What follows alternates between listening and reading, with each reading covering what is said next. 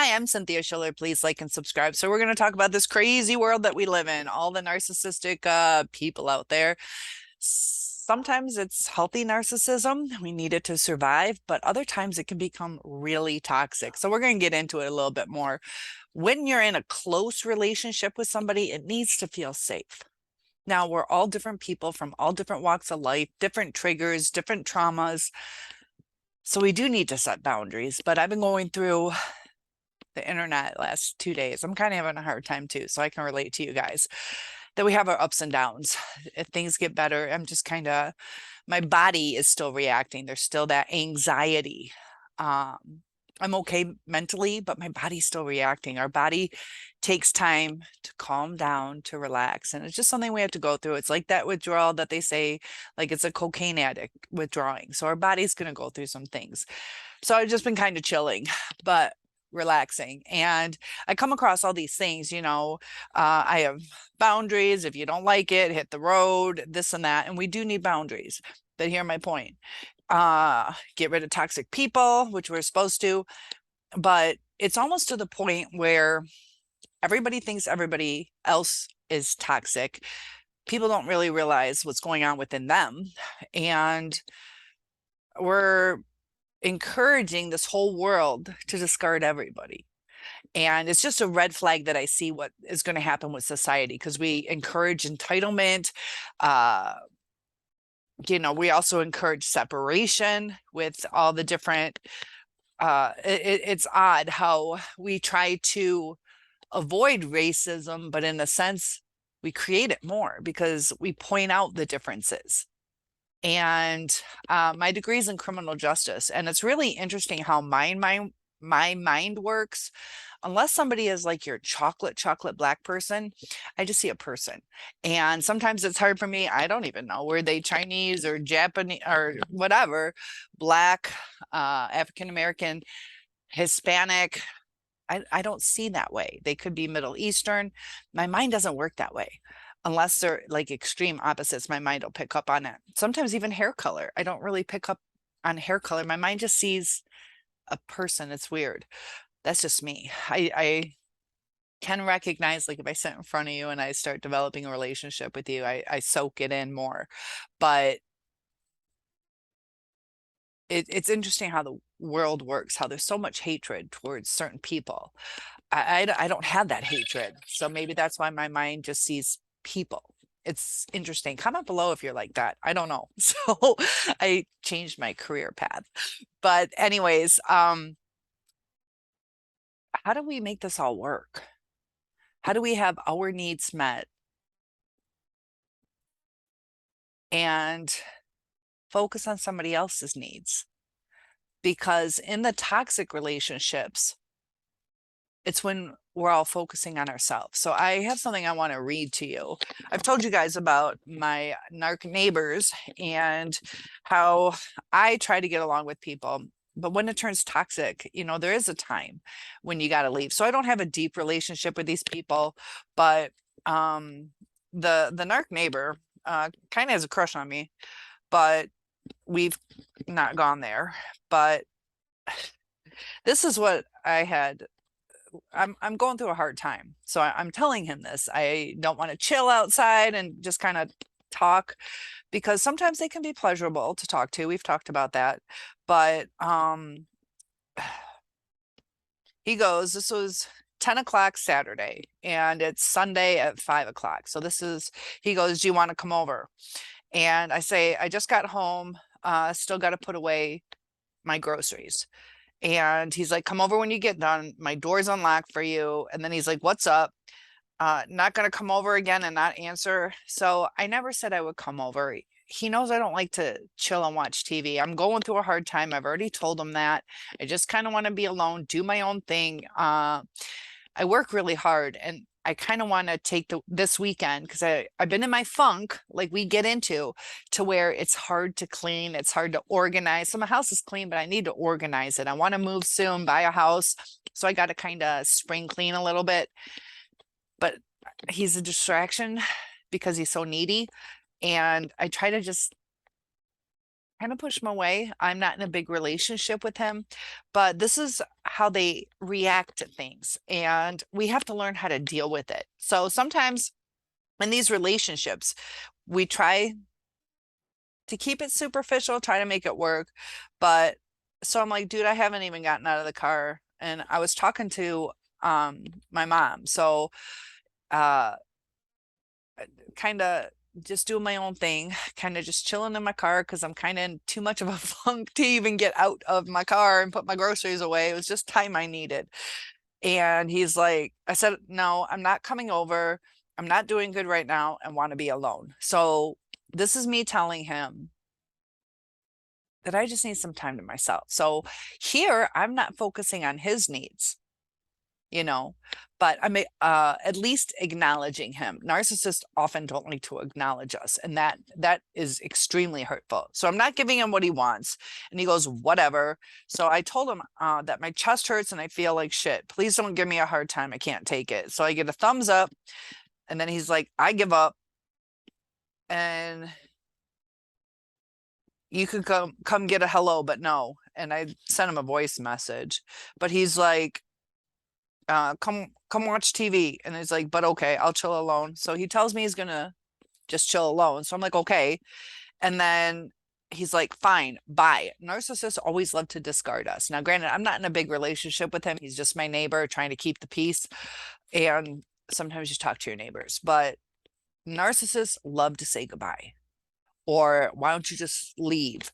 And so he goes, fine, bye. Door is unlocked. Is that a little confusing? He's telling me to come over, but he's also telling me goodbye. Now, it's not hitting my heart hard because I'm not in a relationship. It's not my boyfriend. But if I was going through this with a boyfriend or a family member, it would start to, like, you tell me goodbye, and 10 seconds, 1 second later, it's like, come on over. And you're like, what? So it starts to get confusing, especially when you really care about the person. So I was like, oh my goodness, I can't do this. It's insane because it's starting to be a trigger. I'm telling you, I'm having a hard time, and he's just hounding me. So sometimes in our reactive abuse, we've done that to our narcissists too. We have to so sometimes we can relate to it, like I get it. He's wanting something. I'm in my funk because I just want to be left alone, and that's my boundary. And it's okay to say that to someone. We don't have to be at somebody's beck and call. But if it's like a romantic relationship, then I'm getting a little ballsy where it's like, I can't do it, it's insane. I would be a little softer with the person, like, what's really going on? Do we need to talk about something? But he's just like, come over, and then he's getting all inappropriate, asking to do sexual things to me, which a lot of histrionic people do this, where they use their body, or the narcissist or whatever is trying to use a manipulation tactic. Like, him asking me to come over is not working. So now he's like, well, a lot of narcissists too have porn addiction, self-masturbation. I guess that's a redundant term, but self-gratification. And so he's saying all this like sexual stuff. So he's saying, so I can forget about things for a minute. Well, I kind of just want to work through things. I don't want to forget things because I want to work through it and just chill and, let my body settle. And he's kind of stirring me up. So we have to think, is it worth getting stirred up? Because I was trying to chill. But then he's like, good night then. And so at almost 2 o'clock in the afternoon, he's like, you can't text me good morning. And I had woken up late. I started my day late, took a shower, did laundry, and I can't really read my text. Yeah, I do need this. I'm reading. But I can't read without my glasses. So he's really distracted because I have to go get my glasses every time I want to read his text. So he's like, you can't text me good morning, but he didn't text me. And so narcissists often will have expectations that aren't declared. Like, he's just my neighbor. I don't say good morning. I didn't say good morning to my mom today. And we live in different homes. So I say his name. I say, you didn't text me either. I slept till I guess it was 11:30, just got out of the shower. I haven't even looked at messages. Besides, all you said was, I'm an ass, basically. It's like not a good morning. Wish I heard from you or something like that. It's just you failed. And it's like telling me I'm a piece of shit, basically. And that's not what I want to wake up to. That's not what I want to start my day with. And so he replies, he just woke up. So I'm like starting to get irritated. So I come back with then why are you bitching at me? Because it is out of the blue. We're neighbors. I don't owe him anything. I will help him with things. I'm usually the one that helps. And he's offered things. There's nice things he's done. He's like given me some food. I give them more food than they give me. But narcissists aren't all bad, but they can be a handful. And when you're in a marriage or a life relationship or hoping for that, I mean, that's a life of toxicity. This is just, I can put the phone away, but we can't just do that when we're in love with someone. So this is something I want you to hear. So I'm like, then why are you bitching? I said, then why are you bitching at me? His response, this is from him, I like to. And he has said that about this girl he ended up moving in with for a little while. And then they broke up and he moved back in with his cousin. And he's like, we get along better when we fight.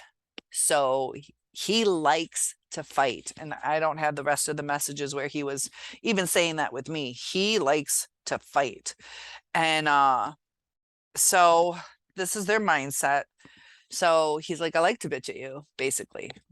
And then he goes, you want a kitten? He's been trying to get rid of his cats. It's like, wait, you tell me you like to fight with me. So now he's going to switch it up. He knows he said something kind of shitty. And then he wants to get rid of a cat. It's like, where's this cat coming from? So I'm like, nope. And then he continues on. He's like, I got 3. And then he goes, it's nice out. So they're flip-flopping through. He just wants to say something. He's trying to figure out what to say. And so he asked me to come over again. And then I'm like, I'm going to unload my car. I have a bunch of art supplies in it. And it's finally warm. So I'm going to take advantage because my whole car was loaded.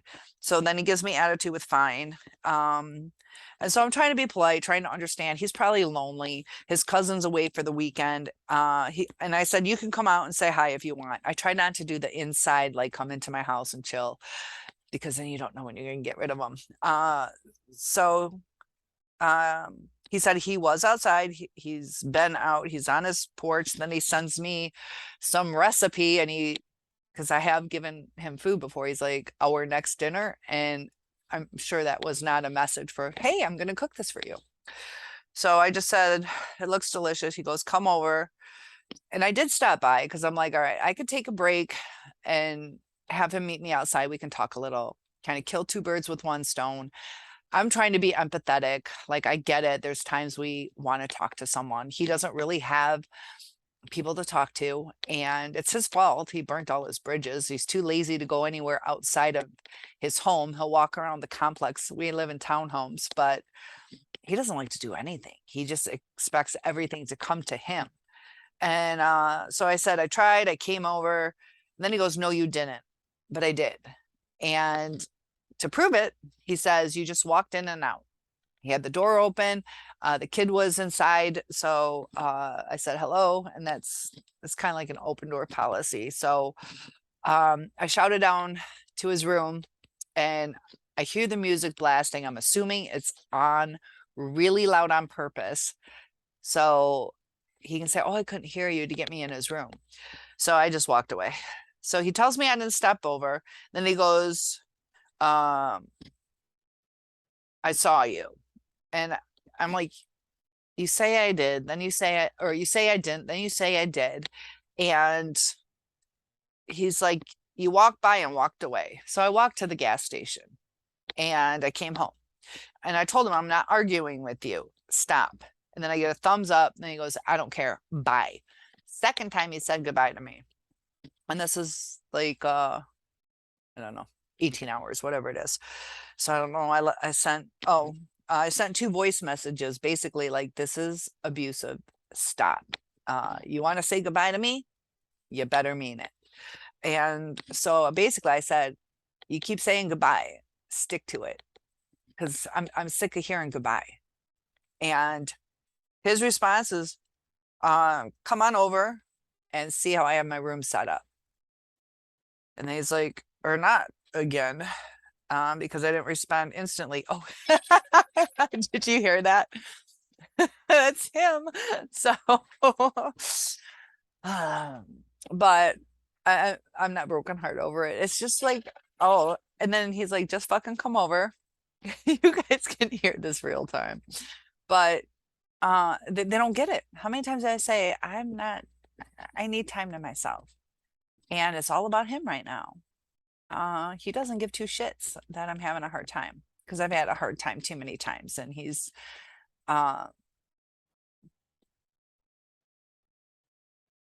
fed up with me having a hard time, I guess. It's too much of an inconvenience for his lifestyle, because I'm going through some stuff just like you guys. And it makes it harder for us to focus. But I'm trying to take steps forward to, get my house in order, to focus on. I also teach online above teaching at the public schools. So I'm trying to maximize my income so I can get the best house I can get. And I need to take care of myself. But society isn't getting it. It's just not getting it. We're encouraging people to give up on people. There is a time when it gets toxic, and there are times that we have to walk away. But it would be nice if everybody instantly just started being more empathetic, because this little conversation right here could be a lot different. Doesn't have to be so sexually inappropriate. It can be more respectful, because I'm not into that with him. And I've told him that too. So I use good communication. But narcissists don't take a step back and listen to what we're saying. And my best friend, who's given me great advice, won't take her own. She's in denial about what she's going through. And to see how quickly the toxicity escalates. And I'm going to make a video on that right now. What should I name it? Toxic partner. I'll add that to the title, toxic partner, so you guys can see it. But it'll show just how things go from okay to fuck you, see you later. This was what, 18 hours? Let's see. Is it gonna ring again? I don't know. It will. It will. You'll probably hear it in the toxic partner video that I'm gonna make. But we have to address, this is the thing, like, there's people with mental illnesses that can be coached how to handle things the right way. But the narcissist, they don't stop to listen. Like him. They feel that it's so weird.